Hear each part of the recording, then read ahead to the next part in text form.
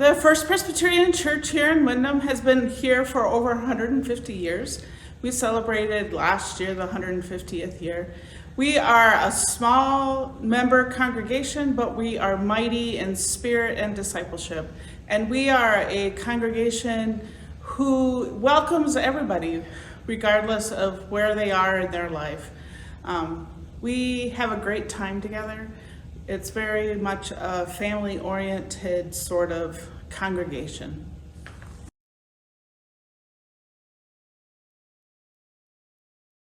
So I grew up in Worthington, Minnesota, just a hop, skip, and jump down the road in the Presbyterian Church there. And I went to college, and then I worked for a while, and then I went to seminary in Louisville, Kentucky. And so I have been ordained as a Presbyterian pastor since 1995.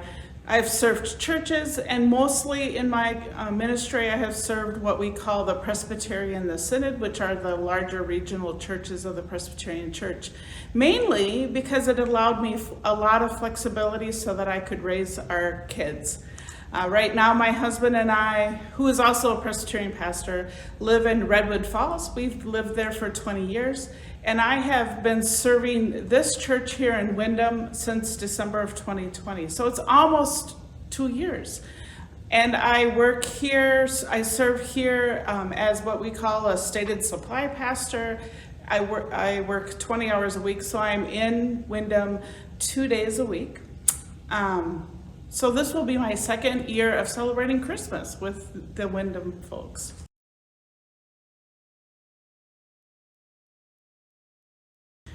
Well, I will say, I do like it when the church is decorated. I think it's so pretty. But one thing that I really notice about the Advent and Christmas season is the increase in light. You know, we have outside, we have the shortest day of the year in mid-December, but then the light continues to increase. And as we light the Advent wreath, the light continues to increase. And I think that's just a good reminder for all of us that there is light in the midst of the darkness. Whether it's a small light or a big light, there's always going to be the light of Christ that's shining around us.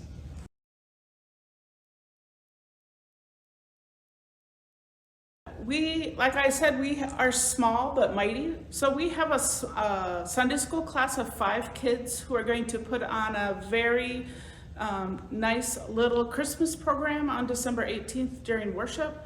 And then our confirmation kids, we have 5 confirmation kids as well, are also going to participate that day. So it'll be a joyful, youthful, Christmas carol-y sort of Sunday morning worship. And then following that worship, our deacons are going to have a lunch for all of us, and we're going to have a special visitor come that day as well. It'll be fun.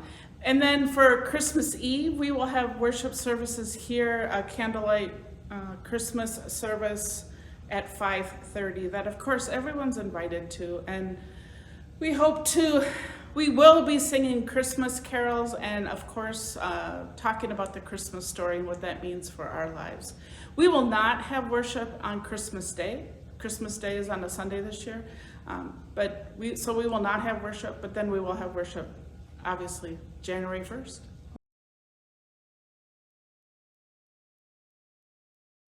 So I like to focus a lot on the Advent words, that the hope, the joy, faith, and peace.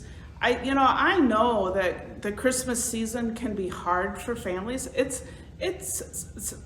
sometimes hard for us to get together with our families, even though we love them a lot, because people are missing, because of conflictual relationships.